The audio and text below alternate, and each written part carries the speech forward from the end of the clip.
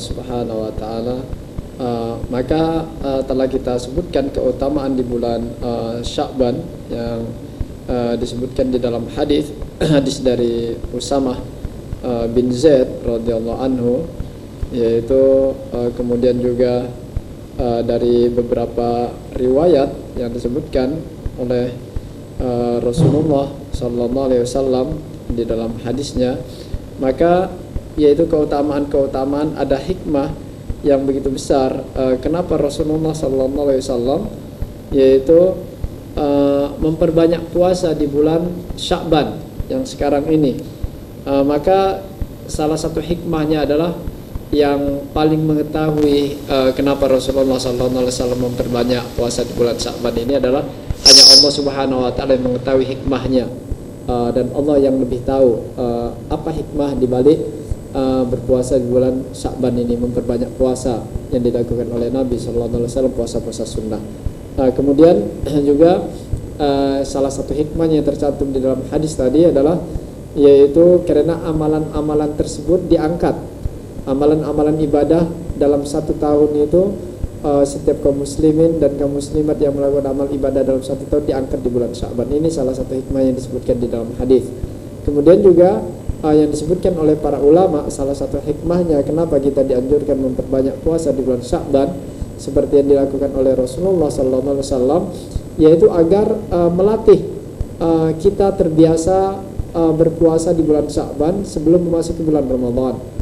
Karena yaitu ketika seseorang dia terbiasa berpuasa di bulan Sya'ban, memperbanyak puasa di bulan Sya'ban dan merasakan nikmatnya berpuasa di bulan Sya'ban, maka dia tidak akan merasa berat ketika berpuasa di bulan Ramadan. Itu adalah salah satu hikmah yang disebutkan oleh Rasulullah sallallahu alaihi wasallam kenapa beliau memperbanyak puasa di bulan Sya'ban. Kemudian juga ada keutamaan juga amalan-amalan yang disebut di dalam hadis, yaitu malam nisfu Sya'ban dan juga amalan-amalan nisfu Sya'ban. Yaitu malam nisfu Sya'ban atau juga malam 15 Sya'ban adalah malam yang mulia menurut sebagian kalangan para ulama. Sehingga mereka pun mengkhususkan amalan-amalan tertentu di bulan tersebut, yaitu khususnya malam pertengahan bulan Sya'ban. Maka yaitu apakah memang benar pada malam nisfu Sya'ban ini mempunyai keistimewaan dari bulan-bulan yang lainnya khusus pertengahan di bulan Sya'ban. Maka bulan Sya'ban secara umum adalah yaitu bulan yang dimuliakan, salah satu bulan mulia yang dianjurkan memperbanyak puasa. Kemudian juga bulan Sya'ban adalah bulan mulia yang terletak sebelum bulan suci Ramadan. Dan di antara keistimewaannya juga bulan tersebut adalah waktu yang diangkatnya amal-amal ibadah.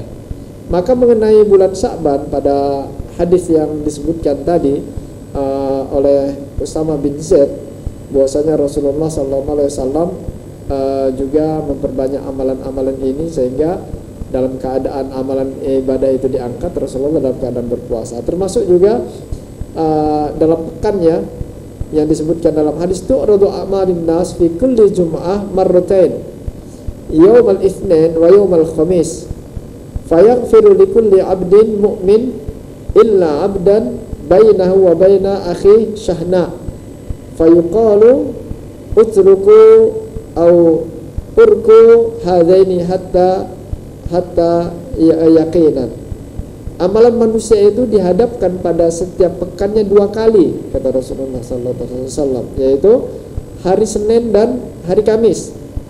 Setiap hamba yang beriman akan diampuni, kecuali hamba yang mempunyai permusuhan di antara sesamanya. Lalu dikatakan tinggalkanlah mereka sampai keduanya berdamai. Hadis ini yang diriwayatkan oleh Imam Muslim. Kemudian keistimewaan malam nisfu Sya'ban, ada hadis yang menyatakan keutamaan malam nisfu Sya'ban, bahwa di malam tersebut akan ada banyak pengampunan terhadap dosa. Di antaranya hadis yaitu dari Mu'ad bin Jabal radhiyallahu anhu, dari Nabi sallallahu alaihi wasallam, beliau bersabda, yaitu yattali Allah ila jami'i khalqih lailatan nisfi min Sya'ban fayaghfiru li jami'i khalqi illa li musyrik aw musyahin. yaitu Allah Subhanahu wa taala mendatangi seluruh makhluknya pada malam nisfu Sya'ban, malam pertengahan nisfu Sya'ban. Dan dia pun mengampuni seluruh makhluknya kecuali orang musyrik yang berbuat kesyirikan dan orang yang saling bermusuhan. Maka Imam Al-Munziri di dalam kitab At-Taghrib setelah menyebutkan hadis ini, beliau mengatakan yaitu dikeluarkan oleh Imam At-Tabrani di dalam kitab Al-Awsat dan Ibnu Hibban di dalam kitab Sahihnya, dan juga oleh Imam Baihaqi. Maka Ibnu Majah mengeluarkan hadis dengan lafaz yang sama dari hadis Abu Musa Al-Asy'ari. Kemudian Al-Bazzar, Imam Al-Baihaqi mengeluarkan juga yang semisal dari Abu Bakar As-Siddiq radhiyallahu an dengan sanad yang tidak la ba'sa bih, yaitu sanadnya tidak mengapa. Begitu juga perkataan Imam Al-Munziri, penulis Tuhfatul Ahwadhi, beliau mengatakan pada sanad hadis Abu Musa Al-Asy'ari yang dikeluarkan oleh Ibnu Majah terdapat lahi'ah, dan dia adalah perawi yang dinilai dhaif, yaitu dinilai lemah, sehingga hadis lainnya juga adalah hadis Abdullah bin Amr.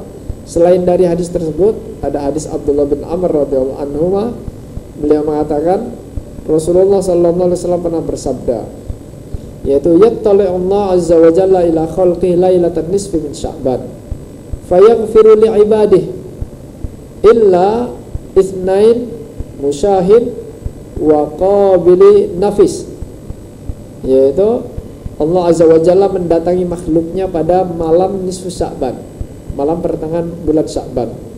Allah mengampuni hamba-hambanya kecuali dua orang, yaitu orang yang bermusuhan dan orang yang membunuh jiwa, yaitu membunuh seseorang. Maka Imam Al-Munziri pun mengatakan hadis ini dikeluarkan oleh Imam Ahmad dengan sanad yang layyin. Layyin ini artinya ada perawi yang diberi penilaian negatif, ataupun juga di dalam kaidah ilmu hadis jarah. Namun hadisnya masih dicatat, berarti hadis ini adalah dikatakan bermasalah. Kemudian juga Ibnu Rajab rahimahullah mengatakan hadis ini menjelaskan keutamaan malam nisfu Sya'ban. Ada beberapa para ulama berselisih pendapat tentang hadis ini, yaitu tentang mengenai status hadis tersebut, keutamaan malam nisfu Sya'ban. Kebanyakan ulama yaitu mendhaifkan hadis-hadis tersebut, melemahkan.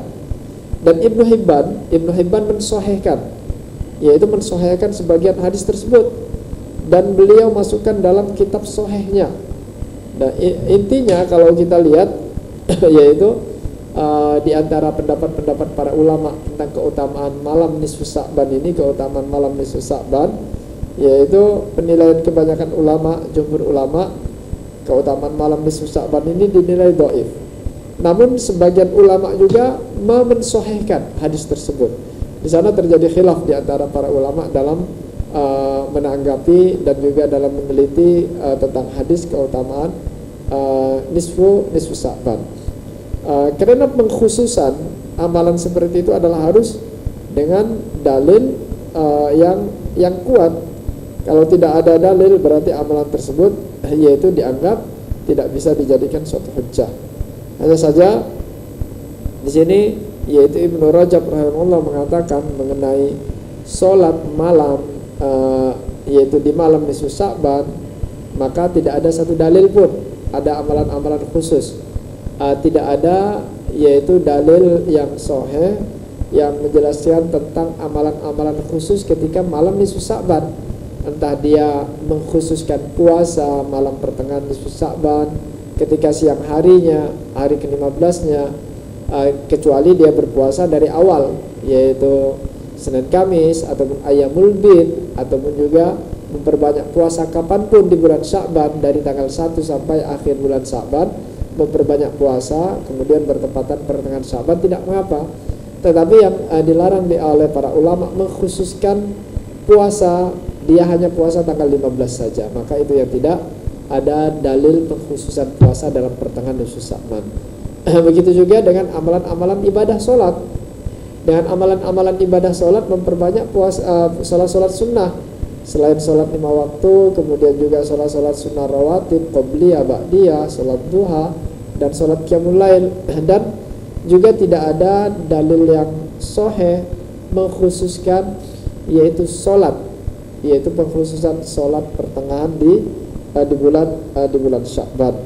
Maka ini adalah yaitu amalan-amalan yang sangat dianjurkan kita memperbanyak amalan-amalan sunnah, puasa dan juga sholat-sholat sunnah.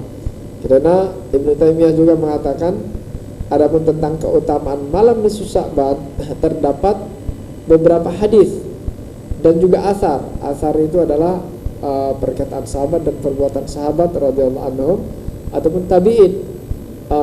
Juga ada nukilan dari beberapa ulama salaf, ulama terdahulu, bahwa mereka ini melaksanakan sholat pada malam tersebut. Maka jika seseorang melakukan sholat seorang diri ketika itu, maka ini telah ada contohnya di masa lalu dari beberapa ulama terdahulu. Ini dijadikan sebagai yaitu pendukung, sehingga tidak perlu diingkari kalau dia sholat yaitu sendiri ketika pertengahan malam nisfu Sya'ban yang dilakukan oleh para ulama terdahulu, yaitu tidak mesti dia berjamaah dalam melakukan sholat yaitu sholat tahajud. Kemudian juga malam nisfu Sya'ban sama dengan malam-malam lainnya yaitu malam-malam ketika hari-hari yang lainnya. Kalau kita bisa sholat tahajud di luar nisfu Sya'ban, nilainya tetap sama dengan sholat tahajud di malam nisfu Sya'ban. Ini yang dijelaskan oleh para ulama. Abdullah bin Mubarak rahimahullah pernah ditanya mengenai turunnya Allah Subhanahu wa taala pada malam nisfu Sya'ban. Lantas beliau ini pun memberi jawaban, yaitu pada si penanya, wahai orang yang lemah, yang engkau maksudkan adalah malam nisfu Sya'ban. Perlu engkau ketahui bahwa Allah itu turun di setiap malam, bukan pada malam nisfu Sya'ban saja. Dan ini adalah hadis yang dikeluarkan oleh Abu Utsman As-Sabuni di dalam I'tiqad Ahlussunnah. Jadi bahkan kalau di dalam hadis yang sahih, Allah Subhanahu wa taala turun ke langit dunia itu adalah setiap sepertiga malam terakhir. Berarti bukan pertengahan malam nisfu Sya'ban saja, setiap malamnya, bahkan setiap malamnya. Oleh sebab itu disebutkan di dalam hadis, makna hadisnya, Allah Subhanahu wa taala turun ke langit dunia yaitu setiap malamnya, setiap sepertiga malam terakhir. Dan kemudian Allah Subhanahu wa taala mendengarkan doa-doa hambanya. Maka Allah Subhanahu wa taala mengatakan dan berfirman, barang siapa yang berdoa kepadaku, aku akan mengabulkannya, kata Allah Subhanahu wa taala. Barang siapa yang memohon ampun kepadaku, aku akan mengampuninya.